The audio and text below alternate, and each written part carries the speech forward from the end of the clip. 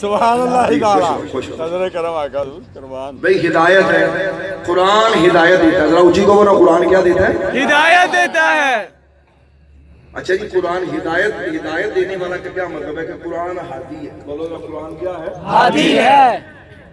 قرآن ہادی ہے، قرآن ہدایت دیتا ہے. میں نے کہا اچھا جی قرآن ہادی ہے تو صاحب قرآن کے بارے میں آپ کا کیا خیال ہے؟ کیا ہے؟ سبحان اللہ تعالی. لوگ کہیں گے جی آپ فوراً جب ہم قرآن کی بات کرتے ہیں آپ صاحب قرآن کی طرف کیوں چلے جاتے ہیں؟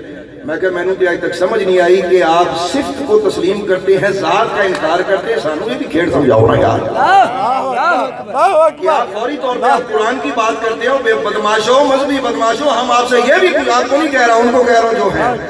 میرا ان سے سوال یہ ہے، او نیک بختو، او عقل تو پیدل لوگو، او علم کے یتیم خانوں میں پلنے والوں، قرآن اللہ نے بھیجا اس اعتبار سے یہ خدا کا کلام ہے، مصطفیٰ پر اترا، منزل من اللہ کتاب ہے یہ، لیکن اترا مصطفیٰ پر ہے.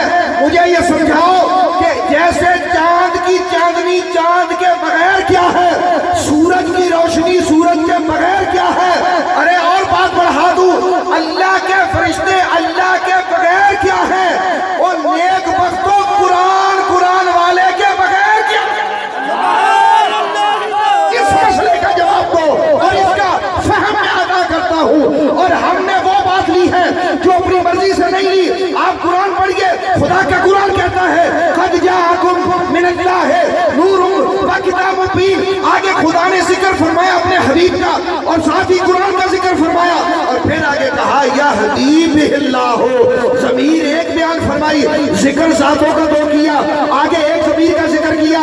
لوگوں کو پتہ چل جائے وہ قرآن اور صاحب قرآن جب یہ ذکر کیے جائے تو پتہ چل جائے کہ ایک سے ہدایت نہیں ملتی، دونوں ہو تو ہدایت ملتی ہے. مسئلہ سمجھ میں آ رہا ہے؟ سبحان اللہ تعالیٰ. نظر کرم.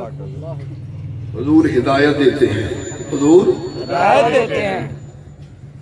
تو بھئی حضور کے بغیر قرآن کیا ہے؟ اور اگر آپ حضور کو مانیں قرآن کو نہ مانیں تو آپ نے اپنے نبی کے ایک بہت بڑے وصف کو کھو دیا ہے. یہ بھی غلطی.